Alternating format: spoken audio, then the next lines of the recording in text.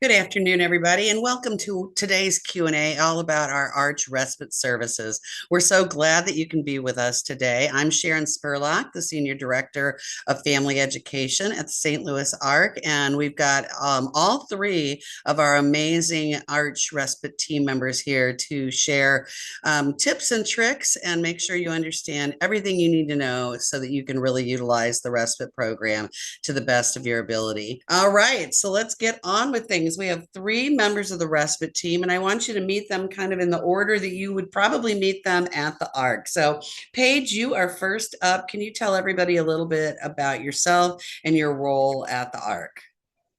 Yeah, hi. My name is Paige. I'm the respite navigator with this program. So I do initial intakes for new families, introduce families how to use the program, some of the things to expect as you're using it. And then I do a lot of technical assistance with the portal. So if you're dealing with any technical difficulties, I can set up a specific session with you to just do a specific portal training, even if you've already been in the respite program for a while. Um, and I do answer a lot of calls with voucher related questions and just other respite related questions as well. I love that we changed your title to Respite Navigator because everything that Paige described truly is your navigation of that service. So, anytime you're thinking, I wonder how Paige is your gal. So, Carrie, you're next. Hello, everyone. My name's Carrie, and I am the Assistant Director of Family Supports at St. Louis ARC.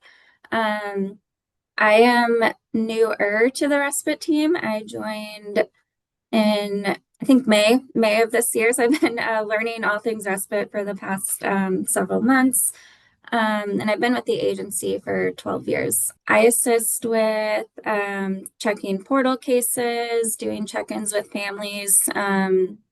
If we notice that there's a really high utilization of usage, we like to check in and see how things are going, if there's other supports that we can help get in place, and as well as having a second eye on our inbox. Wonderful. Thank you so much, Carrie. And last but not least, Sandy Irwin. Hi everyone, I'm Sandy. I'm Director of Family Supports. The Family Supports Department has four programs in it. Respite is the largest program that we have in it. We serve over 1,600 participants and their caregivers. And we also have Family Navigation, which is a wonderful program, and I hope we touch base a little bit on that. And we also have our CKF, Capable Kids and Families program for our youngest population, ages 0 to 7. And then our advocacy department falls under family supports as well. So I kind of help just support all of the team members in those different departments. And some higher level stuff might come to me. Not always bad stuff, sometimes good stuff too. But when you think about when you kind of get higher up and maybe those are the phone calls that might come to me, but it's great stuff too. It's talking about how to make the program the best it can be for our families and maybe some new ideas that we might have going forward. And this week is my 2-year anniversary here at St. Louis ARC. So My gosh, it seems like forever. I bet it I know. does to I you know. too, Sandy. So I know that you'd wanted to share the portal with folks. So if you are not currently in our respite program, while Sandy's pulling this up, we have a portal directly for families to go on, log on, and you can see so much about the hours that have been allocated to you, where you are in the process of completing a voucher. This is a really great way to stay on top of the programs. We have about, out of our 1,600 participants, we have about 75 or 80% of our families that are utilizing the respite portal. So what that means is that they are entering their hours, their vouchers on the portal. It is pretty user friendly. Sometimes obviously there's weird things that might happen with it, but like Paige mentioned, she can always do a training with you or support you if you have a question. The rest of our families do use our paper vouchers. And just to clarify, we are still accepting paper vouchers if your family does need to use those. So just reach out and let us know. We did a mailing of those in August. I mailed about 6 vouchers to everybody, and we'll do another mailing for paper vouchers to our families who use those around the end of the calendar year. So just some things to point out on the portal, and I think all of us will point out different things, but I want to always point out the quick links, which is kind of at the bottom here. There's just a few things that are really, really, really great. So our direct deposit form, the link for that is there. Some of you might receive paper checks once a month, but if you do direct deposit, and depending on how often you're submitting your hours, you'll get that direct deposit every other week. You can update your address, your email, your phone, and you can also view the reimbursement calendar. I can share that now, or we can talk about that a little later. Did you say that if you do direct deposit, you get paid more frequently than with a check? You do. So we do a check on the second payment of the month. Most months have two payments because everything is on Thursdays. Used to be Fridays for the people who've been with us for a long time. But now it's on Thursdays. There are a few months that have three Thursdays, but then that check is still mailed on that second Thursday. Now, we have seen some delays with USPS, the Postal Service, so that's another reason why we're really encouraging our families to sign up for direct deposit because then it goes directly to a bank account. We can do Chime accounts. Sometimes people are worried it has to be a checking or a savings, but there's alternative types of banking like Chime and things like that, and we can absolutely do that as well. So this is our calendar for the calendar year. We run on a fiscal year, but we do print and publicize our respite calendar on a calendar year. We're getting ready to send out the new one in about a month or so. And so you can see on here the green days are submission deadlines and reimbursement dates. And then there's some other highlighted dates that there's a kind of a key to the one side that lets you know what those are. But those dates are really, really important. You want to get things in by a green day, and then you'll get paid by the next green day. That's the best way that I can explain it. I'll go back to the portal though, in case anybody wants to share more about that. I'm sure there are more things to share. There we go. Paige, how do you see people primarily using the portal? Are there things that you'd like to point out? Yeah, so I'm sure that we'll kind of get into the process of submitting the hours on the portal. We have that Find a Respite Provider tab. So I think someone in the chat had asked about where to find that list. So if you click there, that's got a bulletin board of different provider profiles that you can look at if you're needing someone or if you're needing help finding someone that could be a respite provider. They are not employees of the respite program, um, though they have reached out to us and expressed interest in working with our families. So it's more of a resource for families to look at and call and kind of start that process of doing their own interview and their own vetting process to determine if that person is the right fit for you and your family. I would add to that that if you know somebody that maybe would like to get respite hours, maybe you're using them for respite, but they're not available at all. You've used them all the times that you can use them, and they're available at some other times. We'd love if you encourage them to come join us because that's always one of the most difficult things for families is how to find a provider. So, Carrie, I'm going to turn to you a little bit later when we're finished to talk about some tips and tricks about finding a respite provider.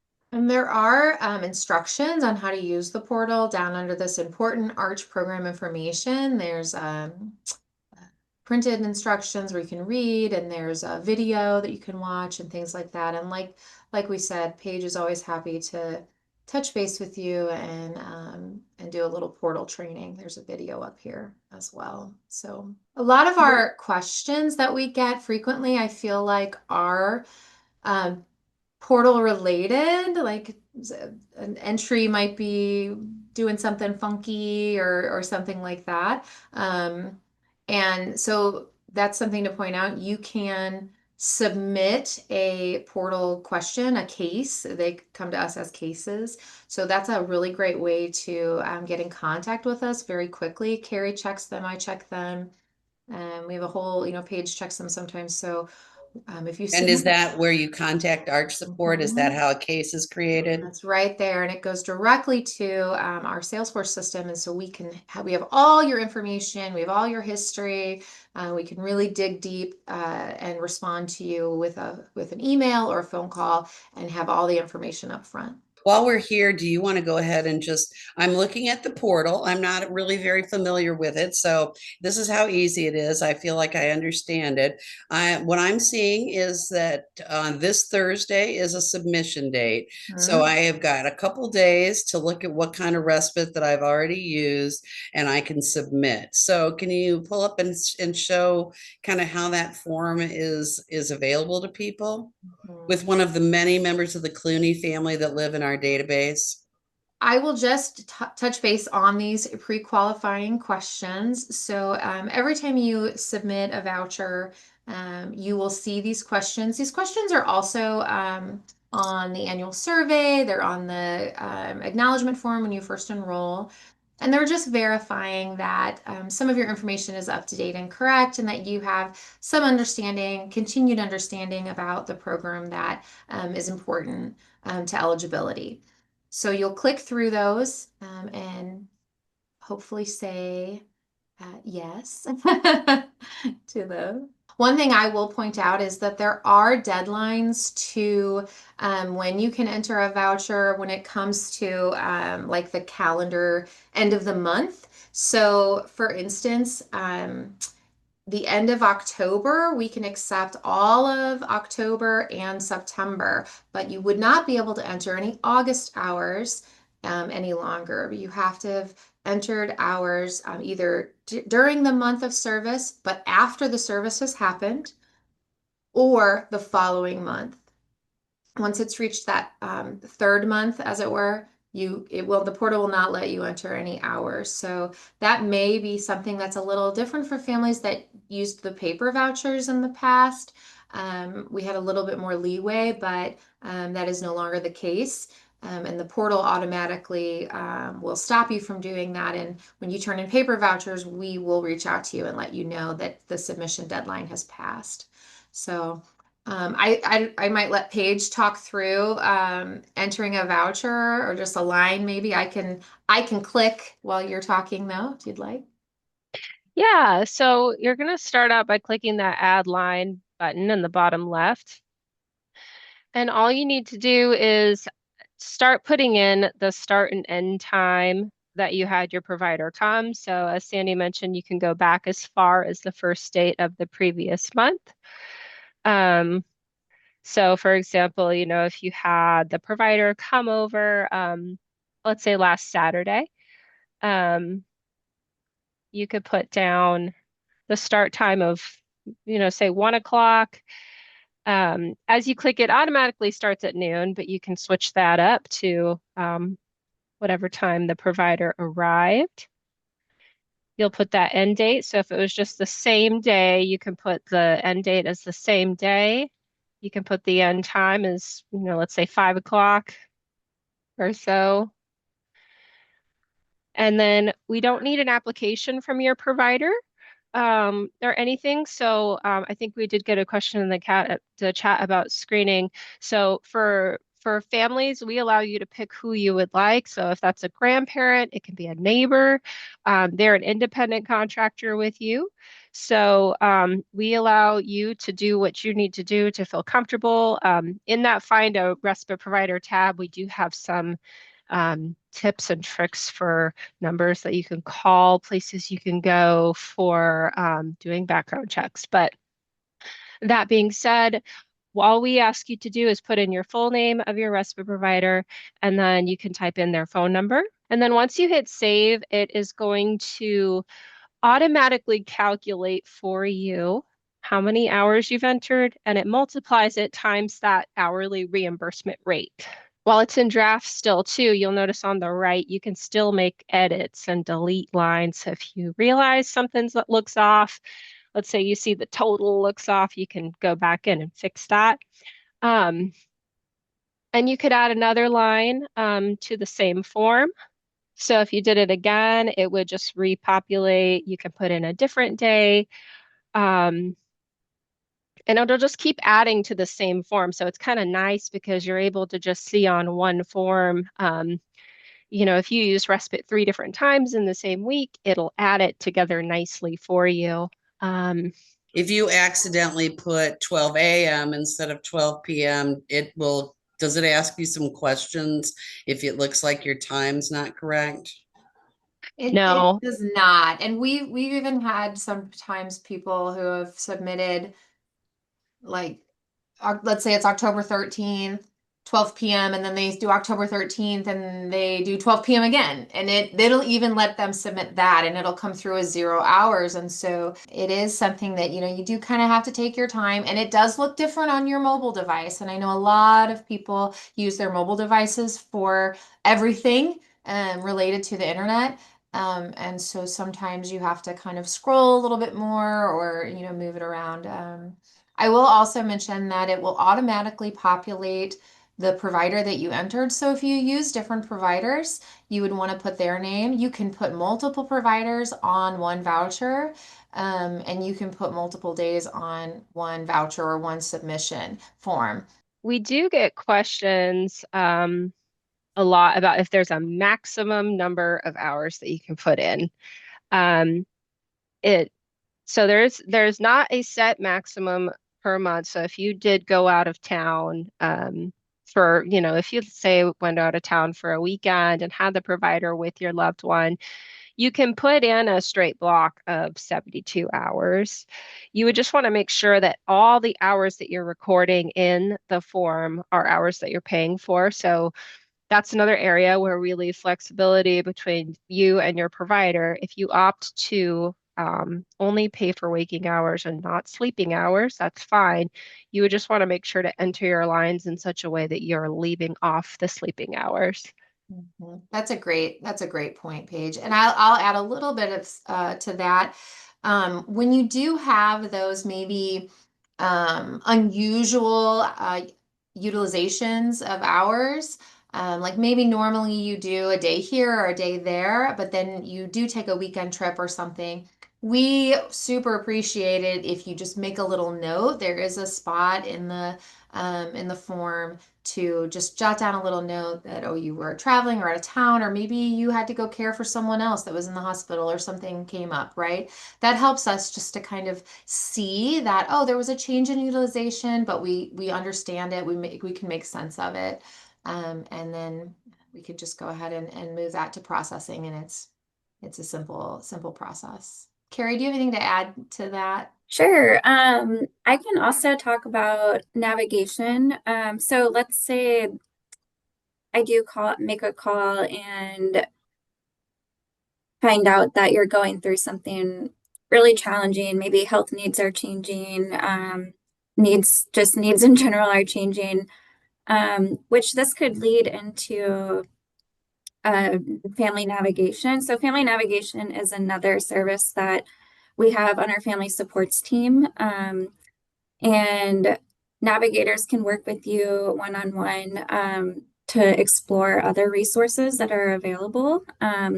Maybe help get you connected to DMH if you're not already, and maybe navigate some waiver options or personal assistance if that's an option for you. So yeah, I think sometimes doing these calls, check-in calls, can kind of help get you more supports in place.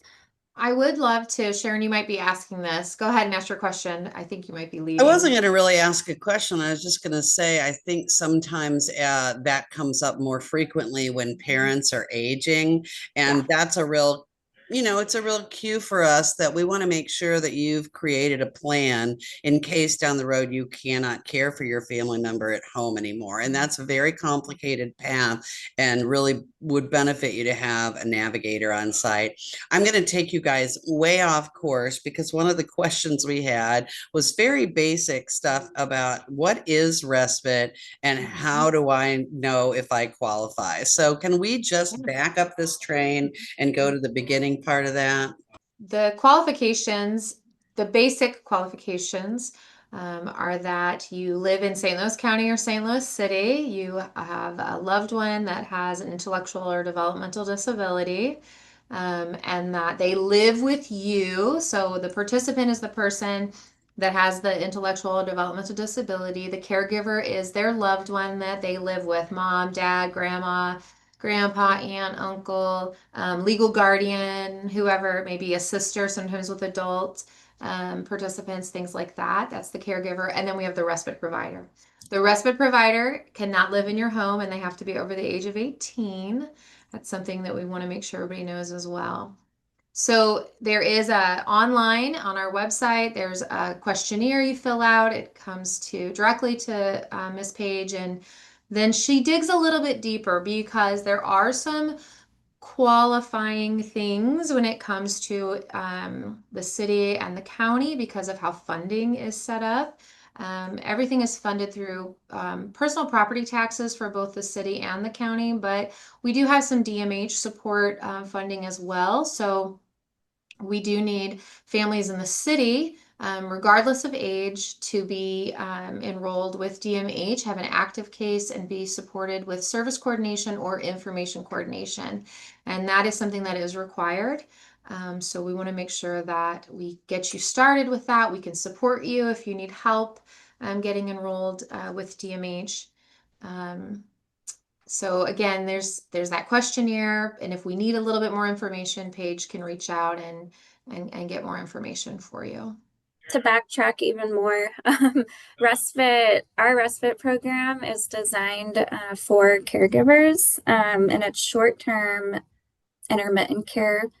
And it's supposed to be, well, it's designed to allow you to, as a caregiver, to have a break and do some self-care, time to de-stress, kind of focus on your needs, and knowing that your loved one is being taken care of by a provider that you chose and that you're paying. And then and Sandy walked us through the portal, but you can then submit those hours for reimbursement to pay your provider. And I think that with respite, we don't ever want the respite program to feel like a Band-Aid for anybody. We want it to feel like it is providing them with what they need.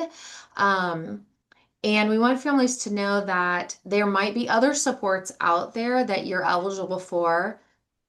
Also, you'll have your respite, your respite's not going to be taken away. I think that a lot of times we hear from families that they're nervous that if they have other supports in place, that their respite will go away, and that's not true.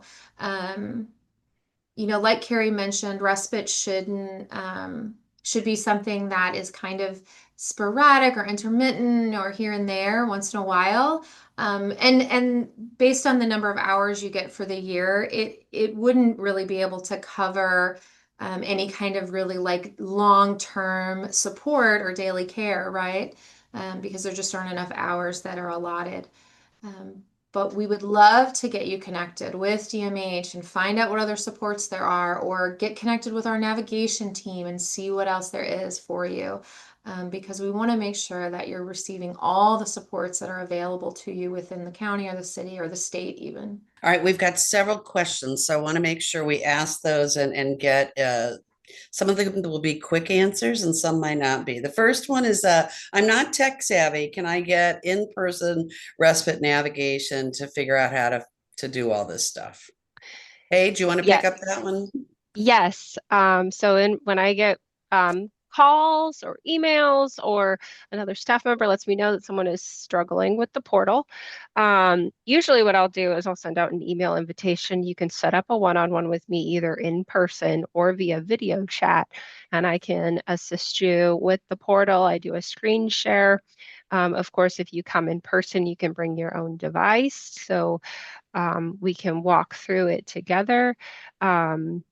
So, email is usually how I do it, but if you need, me to give you a call and set something up, then that's something that we definitely do as well. Okay, we have what I think is going to be a super popular question, maybe a little harder to answer. Why do my respite hours go up and down every year? Respite hours are based on many things. One of the things they're based on is our application that we submit to the county and the city every single year. So it's a funding application. And then the agency is allotted those hours from the county and the city. And then it's based on how many people are enrolled. And it's based on the needs, the support needs of those individuals as well, and what other supports they are receiving. So there's many, many, many things that go into it. And I know in the years past, especially around COVID, there was more funding in the county and the city and in the state. And so a lot of people saw their hours really balloon. And that's just a little different right now, and has been for the past year or so. So it does take a lot of things into consideration. We try to be very mindful of what our families are sharing with us. That respite survey that you fill out every year comes out around March or April. Please, please, please provide us with as much information as you can. There's always a section that's fillable. Don't leave that blank. Put information in there. If something's really going on, we appreciate your honesty, your vulnerability. We need to know what's happening in your life so that we can kind of take a look at what other respite supports we can provide for you, or what other just St. Louis ARC supports or other agency supports we can offer you through navigation or something like that. And the follow-up question to that is, so how could I get more hours if I don't get as many hours as I had hoped for? If maybe a new situation arises, that health emergency Carrie mentioned, what do I do to try and see if I'm eligible for some more hours? So yeah, you can always reach us. A phone call, this would be great, or an email to set up a phone call. And we can talk through your situation. We understand that that survey that you fill out it can change during the fiscal year. So that would just be, let's just talk about it. Let's have a meeting. Let's explore what might be available through DMH. Maybe towards the end of the year, we can kind of reevaluate how many hours that our whole program has left and the usage, and if we can kind of reevaluate, I would say in December, January, and kind of go based on that. But yeah, definitely let us know if needs are changing. If that assessment that you filled out, if there's a change on that, we need to know about it so we can best get you what you need. One question is, for people that maybe let their respite applications pass by, they didn't submit one last year, they weren't really in need of the respite, but now they feel like there's a need for that again. Do they have to start all over? What's the process? That's a really good question. That happens a lot. So we kind of go through the respite participants that are enrolled, and if we don't see any usage of hours for at least 2 what we call fiscal years, then we do complete their kind of record. We close their record out.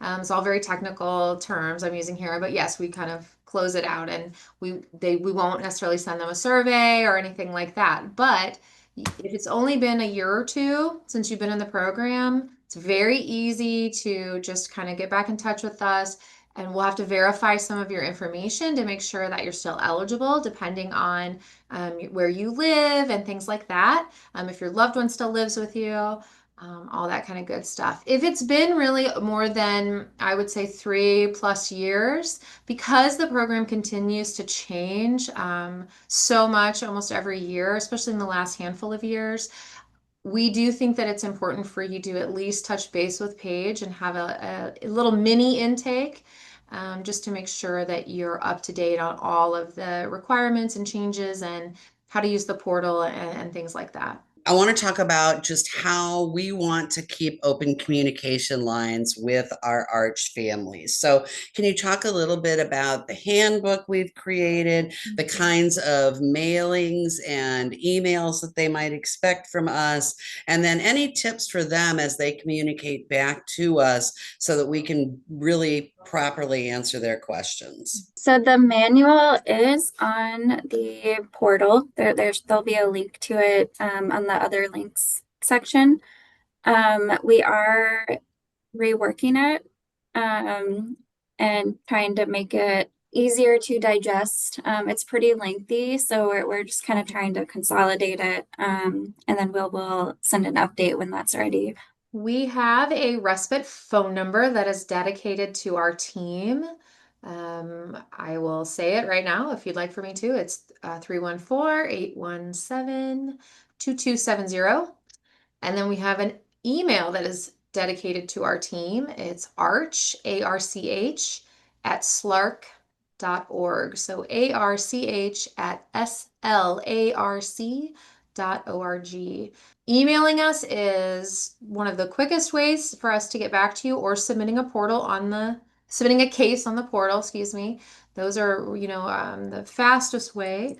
And if you do call that 2270 number, make sure you leave a very, very detailed message, your name, the caregiver's name, the participant's name, a callback number, because a lot of times it gets transferred to us, and so it doesn't show that it's you that's calling. It shows it's the front desk, and the reason of your call. And we would really appreciate more information than just that, you're a respite participant, and that you have a question about respite. Because a lot of times we need to dig a little bit to kind of do some research and find out what we can before we call you back, so that we're ready to go when we catch you on the phone. So really give us all the information. It's never too much. Arch Respite started as a program for just a few hundred people. Now it's 1,600 families that are getting the service. So it has got more administrative support behind it now. We still want to provide that face-to-face relational service for you, but doing these simple things to help us communicate back and forth, putting as much information as we can for you out on the portal, we think is going to help us manage a much bigger program with still a really personal touch. So I really appreciate all of you. I'm going to answer the last question because it really leans into that idea of navigation. We had some people asked if there was overnight respite in a facility available, which there is, but not at the ARC. There's a place, two places that are available through Medicaid waiver, and then there's one that's available through county tax dollars that's provided through UCP Heartland. They also asked, what do I do when it's more than respite? If something happened to me and I needed an immediate 24-hour support placement for my son. And that is such an individual type question that would be very hard to answer in this Q&A. So what I'll say is every family that has questions like that should use our contact us form, request some navigation support. It may be as simple as outlining an emergency plan so that if something did happen to you, there's a go-to person that's going to get the phone call and then deploy your case manager, your family navigator, people that you're already connected to for your family member.